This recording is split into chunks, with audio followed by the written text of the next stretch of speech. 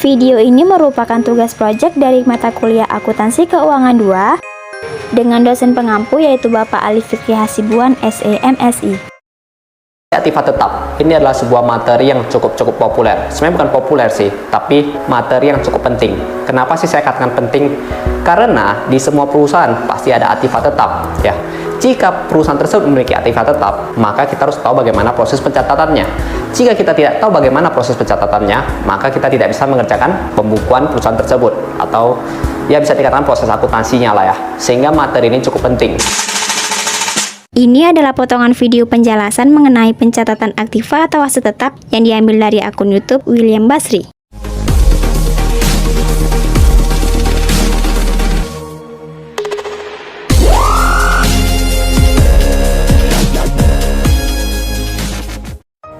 Aset tetap menurut Pernyataan Akuntansi Keuangan atau PSAK nomor 16 paragraf 5 adalah aset berwujud yang diperoleh dalam bentuk siap pakai atau dibangun lebih dahulu yang digunakan dalam operasi perusahaan. Tidak dimaksudkan untuk dijual beli dalam rangka kegiatan normal perusahaan dan mempunyai masa manfaat lebih dari 1 tahun. Aset tetap dibagi menjadi 2 bagian, yaitu yang pertama ada aset tetap berwujud atau intangible asset, dan yang kedua ada aset tetap tidak berwujud atau intangible asset. Yang membedakan antara aset tetap berwujud dengan aset tetap tidak berwujud adalah aset tetap berwujud memiliki wujud fisik tertentu, contohnya tanah, gedung, peralatan, kendaraan, dan lain sebagainya. Sedangkan aset tetap tidak berwujud, ia tidak memiliki wujud fisik tertentu. Nah, jenis aset yang satu ini umumnya berbentuk hak, yaitu hak istimewa dan keuntungan kompetitif.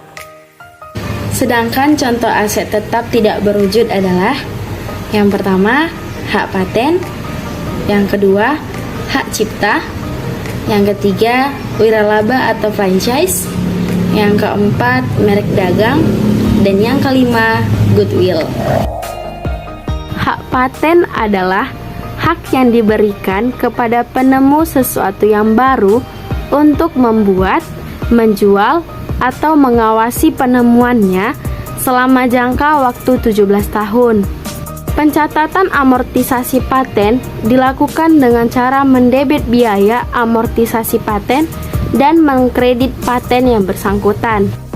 Hak cipta adalah hak yang diberikan kepada pengarang atau pemain untuk menerbitkan, menjual, atau mengawasi karangannya atau pementasannya dalam jangka waktu tertentu. Wiralaba atau franchise adalah persetujuan antara dua belah pihak dalam hal pihak pertama memberi izin kepada pihak kedua untuk memproduksi dan menjual produk seperti yang diproduksi pihak pertama dengan pengawasan dan pengarahan pihak pertama. Harga perolehan sebesar harga pembelian yang disetujui kedua belah pihak. Merek dagang adalah simbol dari sebuah perusahaan atau barang yang dilindungi oleh undang-undang, dalam arti hanya penemu merek dagang tersebut boleh digunakan. Umur merek dagang biasanya 20 tahun. Namun, perusahaan lebih mempercepat umur untuk tujuan amortisasi. Goodwill adalah segala atribut yang memberikan nilai atau cerita yang menguntungkan yang melekat pada perusahaan atau suatu kelebihan yang terdapat dalam suatu perusahaan atau suatu kelebihan yang terdapat dalam suatu perusahaan yang menguntungkan. Penilaian aset tidak berwujud secara garis besar sama dengan aset tetap berwujud, yaitu dalam neraca selalu dicatat sebesar nilai bukunya. Perbedaan yang umum adalah aset tetap berwujud dicantumkan dalam neraca pada harga pembelian, dikurangi akumulasi penyusutan, sedangkan aset tetap tidak berwujud biasanya langsung dicantumkan nilai buku bersihnya. Jadi, amortisasi atas aset tidak berwujud dilakukan langsung dengan mengkredit aset tetap tidak berwujud tersebut. Selama penggunaan aset tetap, perusahaan tidak dapat menghindarkan diri dari pengeluaran-pengeluaran atau biaya-biaya untuk aset tetap tersebut. Biaya yang dimaksud di sini adalah yang pertama, biaya reparasi, yang kedua, biaya penambahan, yang ketiga, biaya pemeliharaan, yang keempat, biaya perbaikan, dan yang terakhir, biaya penyusunan kembali dan pemasangan kembali. Selanjutnya, aktiva tetap akan mengalami penurunan nilai atau yang disebut dengan akumulasi penyusutan aktiva tetap. Ada 4 hal yang akan mempengaruhinya. Pertama, harga perolehan, kedua, nilai residu atau nilai sisa, ketiga, umur ekonomis, dan yang terakhir, metode penyusutan yang digunakan.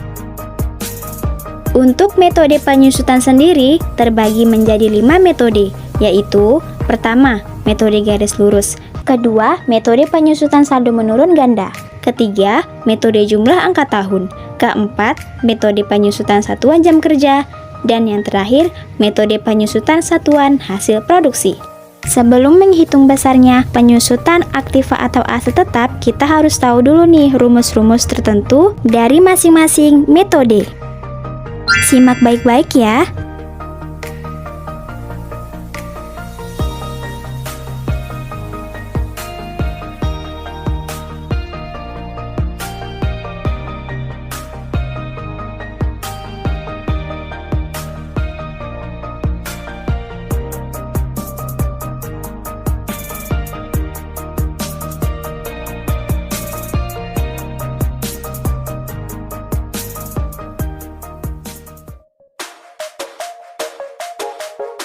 Terima kasih karena sudah menonton video ini. Sekali lagi, video ini dibuat untuk memenuhi tugas proyek mata kuliah Akuntansi Keuangan 2. Jika kalian memiliki saran atau kritik untuk video ini, kalian boleh titipkan di kolom komentar ya. Dan jangan lupa like, komen, dan subscribe. Terima kasih. Goodbye.